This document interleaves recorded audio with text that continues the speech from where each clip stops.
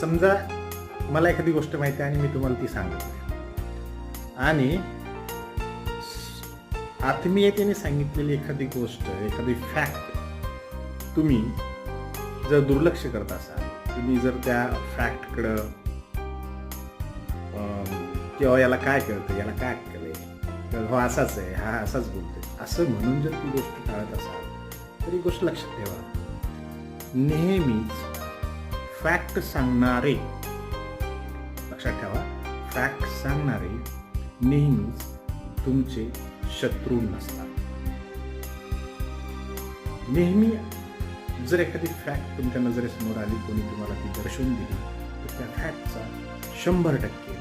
आपण विचार करायलाच हवा, त्याची सत्यता पडताळून पाहायलाच हवी आणि त्यानुसार आपल्या जीवनात आचरण करायलाच हवं. मेरा अपना